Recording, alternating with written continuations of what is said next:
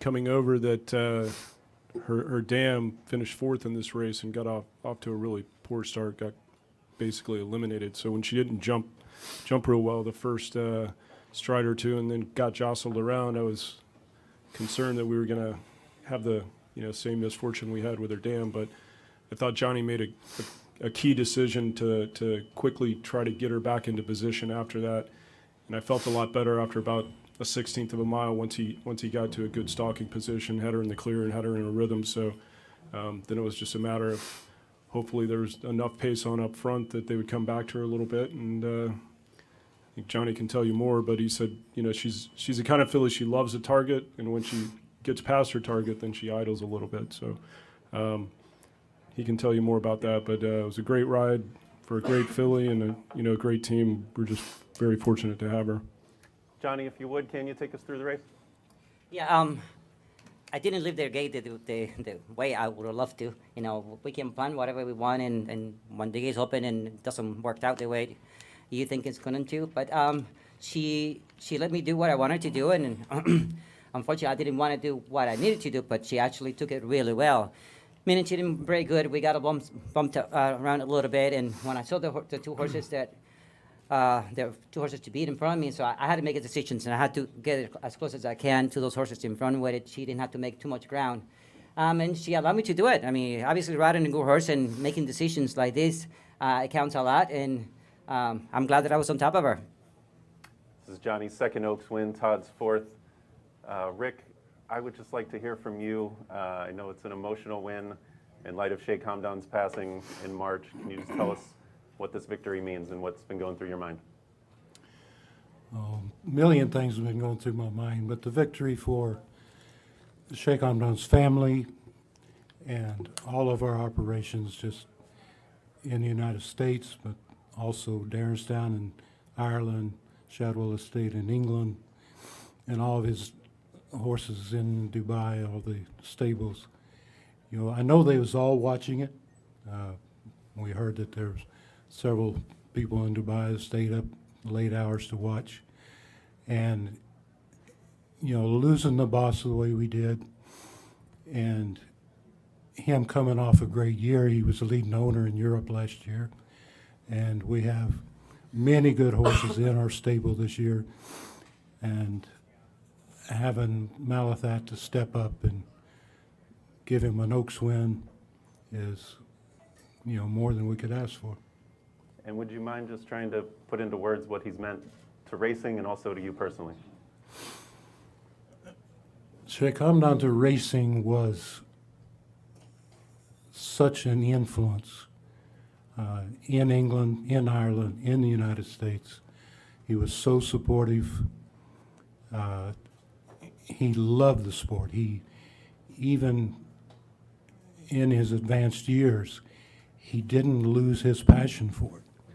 And I remember last year when he was talking about his good sprinter and comparing him with De Jour, you could just see the passion coming out of him, that he was sure De Jour was better than his good sprinter last year, because De Jour was a 3-year-old. But personally, June 1st, I have worked for him 36 years. He was a very, very close friend. And he was a lot of times a father figure, sometimes like a brother, sometimes like a friend, but he was always the boss. So I loved him dearly, and he'll always be missed. And for this filly to win this race so soon after, what are the chances of that? I don't know, but it's oddly enough, if he hadn't have passed when he did, she would have come into this race a grade 2 winner probably. Yeah. But since he passed, I honored him by not running any of our horses for 10 days during the period of mourning, because when his older brother, Sheikh Maktoum, passed, he called and asked me to do the same thing. So I thought that was the thing I needed to do for him. Well, that kept her, I asked Todd not to enter in the grade 2, but luckily enough, the Ashland was on the morning after the 10th day. Todd, the Gulfstream Park Oaks was the original target, and then this 10-day mourning period that you all observed happened. Did that, how did that affect her schedule, and did it have an impact on her conditioning, and what transpired today? Well, I think she's such a good filly, it probably wouldn't have mattered, but I can say this, I've only trained for Shadwell a little over a year, but I've never been around an organization who admired and loved their boss as much as Shadwell, and so I was 100% supportive of Rick's decision to respect Sheikh Hamdan and his family for not running, for 10 days. So it was a simple conversation. Rick said 10 days, and that was end of story. Let's take some questions. Ron Flatter, if you would, just speak into the mic with. For Todd and for Johnny, in terms of the strategy for the race, could you outline that a little bit, especially with regard to making the move on the final turn? Well, the strategy was break well and get a good position. That didn't happen. That kind of blew it right from there, though. Obviously we knew the horses to beat, and it's important to get a good break and get a position that you like. When that didn't happen, we had to change it right away. Riding a good horse like her, I took my chances. I'm going to take my chances and try to put it in the position that I thought that I should have been. And she helped me to get there, though. Once I was there in the first turn, I was comfortable where she was. I'm following the horse that I think one of the horse to beat. I'm watching the horse in front closely, and I see Irise watching it as well. So once I saw that Irise is pay attention to him, I didn't have to worry about that one. I only had to worry about him. And from then on, I was pretty comfortable. She is a horse, is steady coming. And when I got to the quarter pole, I thought he was going to give me a much better run in front, and I said, well, I'm going to put some pressure before he goes out. And when I asked her right away, she was instantly, she got the head in front on the other horse. I'm going to, I'm too soon and on the lead, because I know she's going to wait. And that's what she did. It looked like the other horse is coming back at her, but she just waiting and fighting with the other horse. So then again, I'm glad that the result come our way and the way she run, and makes my job a lot easier. Made me look good.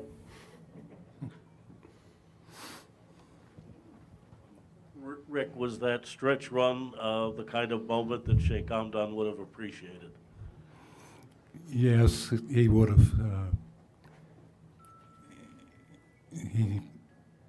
He would have loved the race, and he really enjoys, like I do, seeing horses come from behind and winning. We got beat the other day by a horse that come from behind and beat us, but I like winning that way. I don't like losing that way. Todd, you referred to her as a star this week. Can you talk about her leading up to this race and her spring and the talent that she's shown all along? She's just such a professional, and not only is she a tremendously talented filly, but she's also a very kind filly around the barn, and you just can't help but love her personality, and you can literally do anything with her, and so to have that type of personality around the barn and be as special as she is on the racetrack, it's just rare that you find too many like this. Tim? Todd and Johnny, can you both talk a little bit about the fight that she shows in the final eighth? Obviously, I thought that was probably there a little too soon, and when she put the head in front, she was just waiting. So, the fight looks like a lot worse in the end. Watching from here, I thought I was pretty comfortable that she put the head in front and the other horse was not coming back at her, though. She literally was waiting for the other horse. The other horse touched it a little bit in behind, kind of got her back in a little off strike, but she didn't really lose any momentum, so I was pretty comfortable. Yeah, one of the things we talked about before the race is this filly loves a target, and she'll identify that target and go get it. And once she gets there, then to her that's the game is complete. But like Johnny said, when she got there, there was still another eighth of a mile or so to go. So I think as long as that filly kept engaging her, she was going to find a little more. But I think, like Johnny's saying, there was more in the tank. She was just sort of waiting on her mate, on our competition. Frank? Or Tom? Frank? Todd or Rick, is there any thought of taking on males in the next two classics? We'll have to see how she comes out of this, and I'm sure Todd will come up with some really good suggestions of where we go from here, and then we'll discuss it with Sheikh Hamdan's family and develop a plan. I would have loved to run her tomorrow.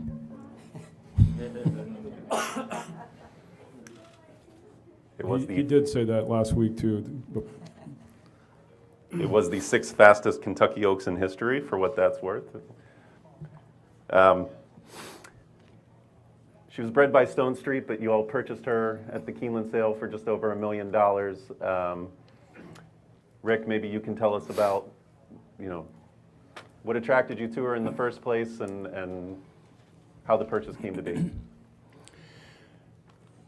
Well, the first thing we saw, going through the catalog was her pedigree, and you just don't see too many fillies end up in a sale with that kind of pedigree. And 'cause she was an obvious choice to go look at, and of course we did, and we loved her physically. And when I took Sheikh Hamdan to see her, and by the way, this was his last year to purchase yearlings himself at Keeneland. We bought a few last year, but this is the last time that he was there. And he loved her, and I told him, I said, I'm going to show you this filly, and you're going to like her, but it wouldn't surprise me if they didn't pull her out of the sale before the ring. But luckily they didn't, and we was able to buy her. And Todd referenced Dreaming of Julia at the beginning. Todd, can you just talk about any similarities there? And of course, you knew the class that was coming to your barn. Yeah, but, the main similarities are just both really special fillies with a lot of talent, and I think Malathaat's a little bit scopier and just a little bit of a bigger filly. But again, Dreaming of Julia showed enormous talent from the very beginning, as this filly did. So it's easy to draw comparisons in that way. Tim, in the back? For both Rick and Todd, there hasn't been a filly run in the Derby since the point system came in. Rick, you apparently wanted to run tomorrow. What is it going to take to make that happen? And Todd, do you have any objections to that? There needs to be a way to qualify one or two of the top fillies each year if the owner would like to run against the colts. I think it's a very special thing when a filly runs and wins the Derby. I realize that you set up the Derby to find out who's the best colt for breeding purposes. It's an opportunity to prove a horse that can go on to stud. But at the same time, if you got a really nice filly, it's kind of nice to rub their faces in it, if you can. And I think she probably could have. I think Tom had another one. Yeah, I think there needs to be, the system needs to be tweaked a little bit so that the way it currently is set up is if you don't run against colts prior to the Derby, you're not going to get any points. So you could take a shot and run against colts, but if you don't do well, you could jeopardize your chances of getting into the Oaks because you're not getting any points that way. So I've heard some speculation that they're looking at some things, and I think that they should. Tom, did you have one? Oh, we can go back to Tom Padula. Rick, may I ask you Sheikh Hamdan's reaction when he did see Malathaat as a yearling And could you tell he was rather determined to get her? His reaction was this. We would show him a yearling, and he'd have his catalog, and he wouldn't say anything a lot of times. Later, he might tell me what he'd liked about her or if he didn't like about her. And he would drive consigners crazy because when he saw a good horse, it didn't take him very long to look at it. And they'd bring it out, and he'd kind of glance at it and tell them to put it away. And they'd think, oh, he didn't like it. Well, that meant he really did like it, because it didn't take him long to figure out a good horse. But what I knew, after he'd look at a horse, he'd have his catalog, he'd go, and we always referred to that she was a finger licker. That means he liked her. Tom Law. Yeah, just following up a little bit about the sale, Todd. If I understand the story right, she's a filly you really liked in your team at the sale. Then obviously Shadwell comes in, buys her, and then through a series of events, you end up getting her at the end. So maybe Rick could talk about how that came to be with Todd, and just Todd about maybe the roller coaster of emotion of not getting her at the sale and then getting her to train. Well, at that time, of course, that was before Karen retired, and she was allocated to Karen. And when Karen decided to retire, I asked Todd if he would train for us, and he said he would love to. And Sheikh Hamdan said, yes, I'd love to have Todd to train for us. And since Todd trained the dam, there was, an obvious decision to let him have the filly. Yeah, I mean, I love the filly at the sale, and I was having trouble. It's a lot easier to get someone on a colt than a filly sometimes, even with one that has a greater pedigree as she does. And I kept trying different owners. This filly's going to be expensive, but I really would like to try and buy her. And ultimately, we put together a partnership that wasn't quite able to get there.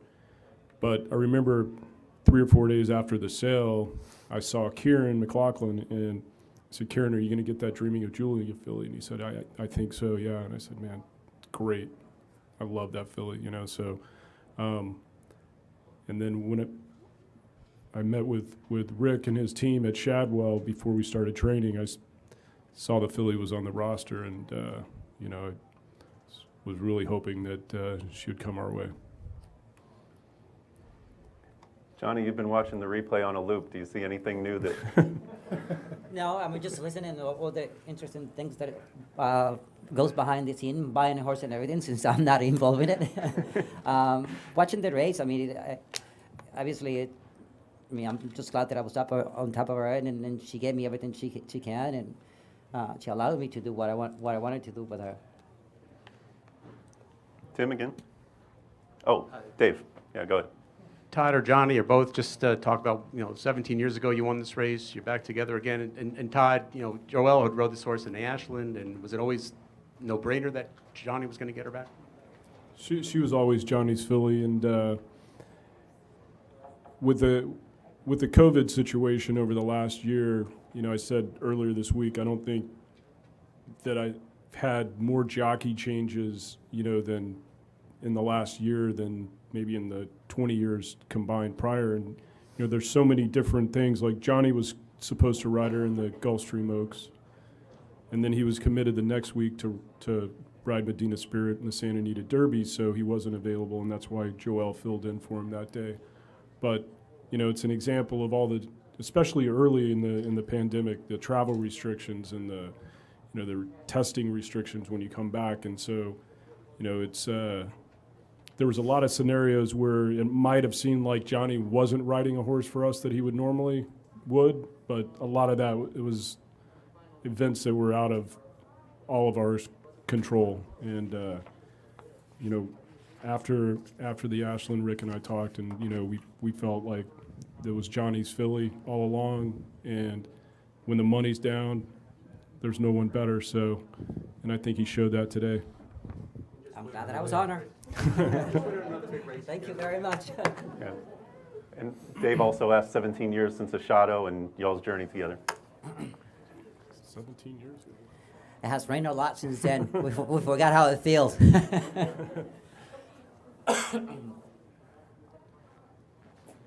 Oh, back to Tim again. Johnny, I wonder if you could weigh in on how this horse could do against the Colts. Obviously, she has the talent that any colt had ridden this year, though, you know. And to tell you the truth, this year would it be not taking anything away from any colts, anything like that. A good horse like her, with the year of 3-year-olds that we have right now, she would be very, very competitive. Back to Tim. Johnny and Todd, winning the Oaks, momentum-wise, now you're heading into tomorrow. Is there something with mojo going now or not? Remember, I'm not writing anything for Todd tomorrow. I'm against him tomorrow. I have to beat him tomorrow. So I hope that mojo just goes my way tomorrow. Todd, is there anything to it? No, I mean, the one thing I always think about when you're in these situations leading up to big races, and, you know, if it's the Breeders' Cup or what have you, what I'm always looking at is, like, did the decision when to ship in and where to do your preparation work out? And, you know, right after, you know, March 26th or whatever, we didn't think we had maybe any Derby horses, and things went well over the next couple of weeks. And so I was trying to figure out, like, what do I do with these horses in terms of giving them all the best chance to show up here and do well. And so I had Known Agenda at Palm Beach Downs, which is our headquarters for the winter. Then I had Malathaat at Keeneland after the Ashland. We had Dynamic One and Bourbonic at Belmont. And so I figured, you know, let me do what hopefully is best for everyone and just consolidate at Churchill and prepare here. So when you have it go well today, it gives you hopefully a little more confidence that, you know, you made the right decision, and hopefully everyone's prepared as well as they can be. And then at least you made the right decision in that area, and if you're successful, great. Jesse. Do you feel like she redeemed her mother? Her mother was the beaten favorite in her Oaks, which I believe was beaten by your horse, Princess of Zilmar. Can I answer that? Because I was hoping somebody asked that question. I'm having nightmares when that happens out of the gate today. I had the same thoughts of what happened in the Oaks with her mom, and I couldn't get the position that I wanted it. And obviously, the outcome was not the same. Today, we got the position that we wanted, and she responded to things that we wanted to do. So I definitely think she definitely did, yes. I mean, this filly did not get away well today and got jostled around, but I think you would have to go back and look at some of the photos and the head-ons of the start of Dreaming of Julia, and when there's some photos that will emphasize how bad she got cremated at the start. Any more questions? All right, thanks for the time, guys. Congratulations again. Thank you. Thank Thank you you. very much.